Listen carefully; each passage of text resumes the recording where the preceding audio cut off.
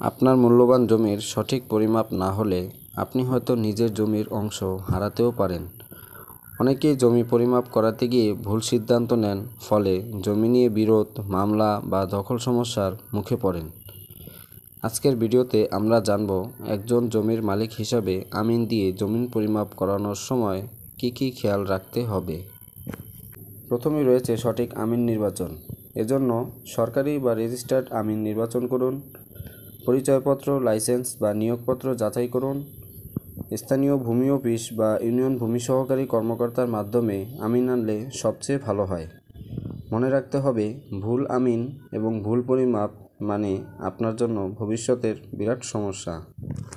এরপর যা করতে হবে তা হলো জমির কাগজপত্র প্রস্তুত রাখা। জমির খতিয়ান, সিএস, এসএ, আরএস, বিএস বা হাল রেকর্ড, দাগ ও খতিয়ান নম্বর অবশ্যই মিলিয়ে নিন। নামজারি করা আছে কিনা তা যাচাই করুন। জমির দলিল এবং কোন কোন ওয়ারিশ বা মালিক অংশীদার তা স্পষ্ট করে রাখুন। অর্থাৎ আপনি যে জমির পরিমাপ করতে যাচ্ছেন সেটা যে আসলেই আপনার নামে আছে তা প্রমাণ করতে হবে।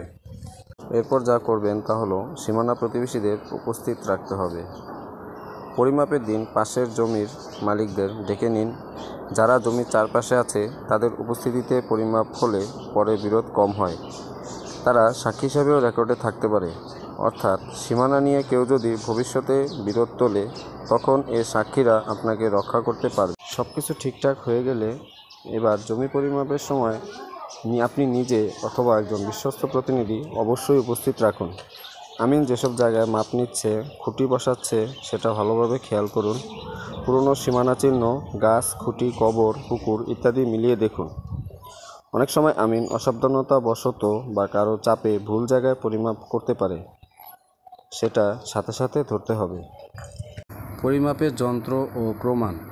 আমিন যেন সঠিক যন্ত্রপাতি ব্যবহার করে, যেমন জিপিএস, টেপ, দাগ স্কেল ইত্যাদি। যেন কোনো অনুমান নির্ভর পরিমাপ না হয়। আপনি চাইলে ভিডিও বা ছবি তুলে রাখতে পারেন, এটি ভবিষ্যতে প্রমাণ হিসেবে কাজে আসবে।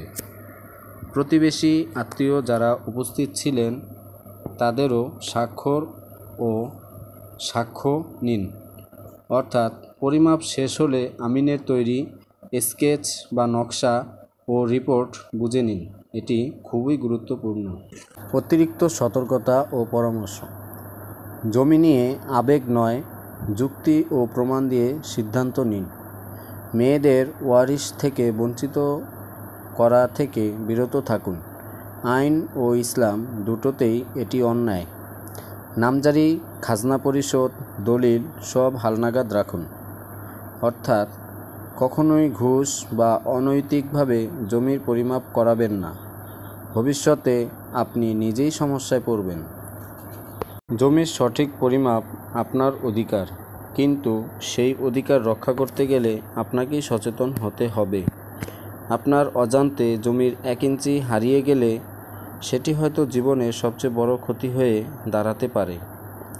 ভিডিওটি ভালো লাগলে শেয়ার করুন যেন সবাই সচেতন হয়। আপনার জমি নিয়ে প্রশ্ন থাকলে কমেন্টে জানাতে ভুলবেন না।